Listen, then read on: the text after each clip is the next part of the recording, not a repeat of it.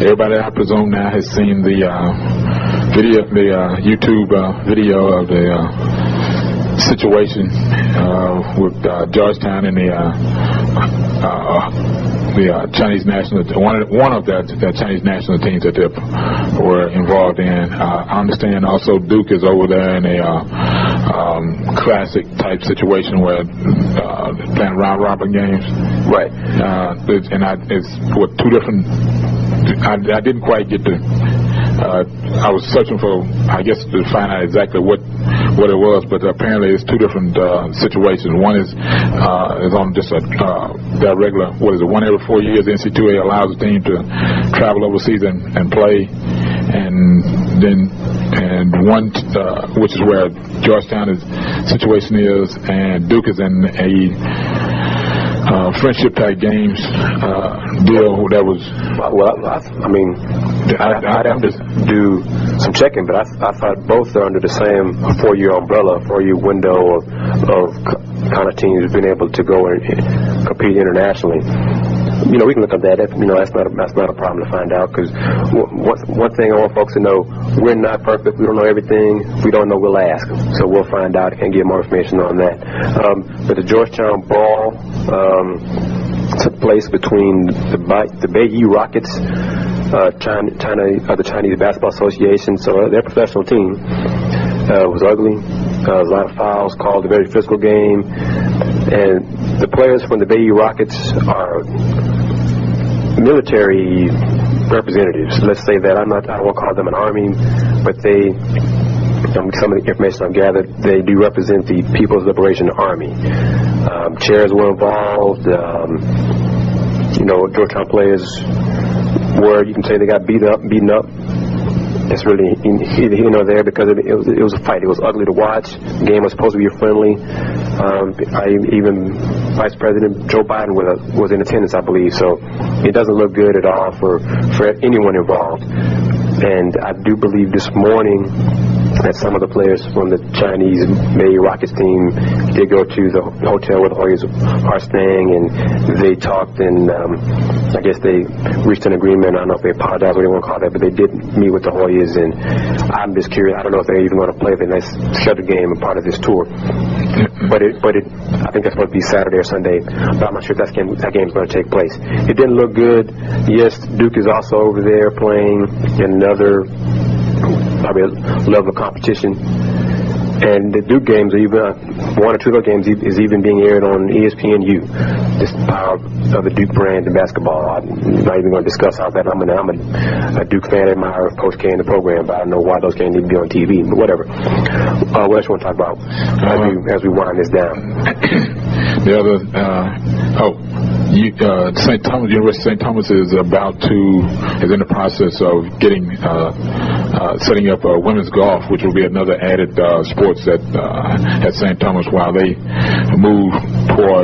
moving into the Red River Conference to get their allotment of sponsored athletics to where they can compete for conference championships and postseason play in NAIA.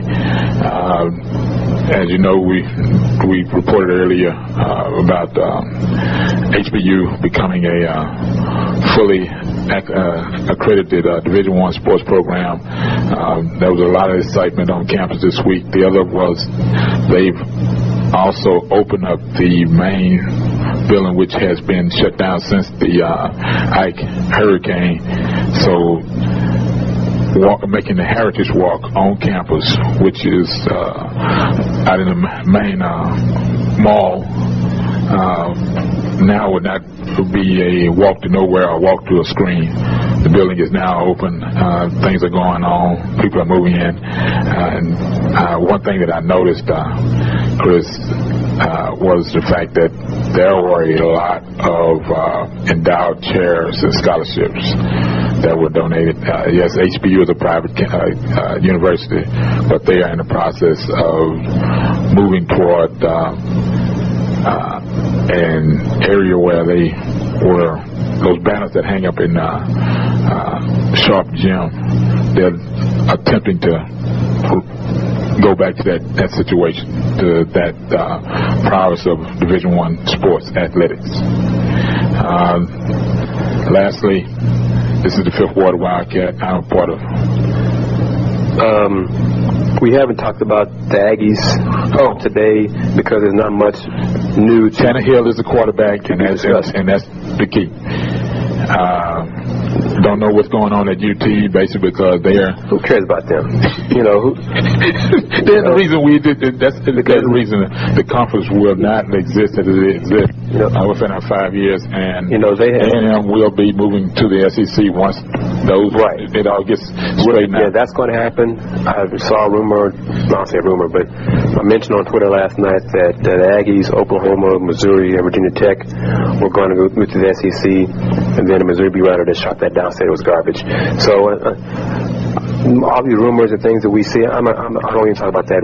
We both of us believe the Aggies will get to the SEC soon. It's inevitable. Yeah.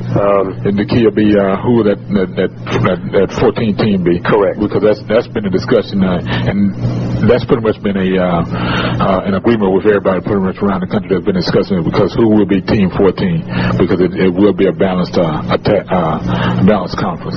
And lastly, on that, I'm not hating on the Longhorns. I'm just saying, I know they are impetus for the Aggies moving to SEC. But everybody wake up. That's what it football team. That's not what I want to talk about. They can do that in the next podcast later on the podcast. But the Longhorn Network is supposed to start, I think, on about the 26th. Yes. But they still haven't found carriers. And that's trusting David Barron, the radio and TV guy from the Houston Chronicle. He said as part of the process, he cited 3 examples of last-minute arrangements that have taken place in previous years with other teams, and like the Rockets. David wrote that the Rockets, back I think it was HSC, so how long ago this was, did not reach an agreement until like an hour before tip-off. So an hour before tip-off of the first game, an agreement wasn't reached until then. So the fact that the Longhorn Network has not reached deals with carriers, it may look bad, but it's part of how things go. So it's going to get done. If it's August 26th, at 2 o'clock in the morning, it'll get done. I don't think either one of us thought that it won't get done. So it'll get done. LATN will be a part of your packages, whether you choose to watch or not. That's up to you. Hawaii serves you as we wrap it up. All right. This is the 5th Ward Wildcat. I'm part of the King Arthur Productions crew. I write for www.kingsizeview.com. You can find King Size View, the print edition, in Fiesta stores here in the area and other outlets. We venture out pretty much south as far as Sugar Land, Missouri City area, east to Willis, and we got a couple of outlets in the Beaumont area that Mr. Prater drops off on north side. We pretty much go as far as what is that? I'm trying to think. Huntsville, and west, Katy, and I mentioned south. So folks, get out and get a print edition of the King Size View. We are online at www.kingsizeview.com. I am Byline, the college sports reporter. And go ahead. And you can find my Twitter is AKSV, the CSR. My blog is the College Sports Report. You can find it on the front page of the website at kingsizeview.com, www.kingsizeview.com.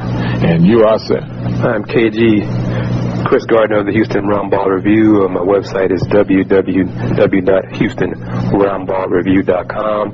I'm on YouTube, a YouTube channel where these podcasts do appear. Channel is Houston Roundball. Interviews also with coaches are also posted on there. My Twitter handle is THEHR Review. I'm also on Facebook with the Houston Roundball Review fan page. So we're going to wrap it up. Thank you once again for listening. Tell your friends about it. Tell your friends about the podcast. We're looking for more and more people to listen. We're trying to share our knowledge with you. And at some point in the future, we will start taking questions via Twitter or the fan page and answer those questions or topics during the podcast. So keep listening. Thank you for your support. And in closing, be true, be cool, and do more.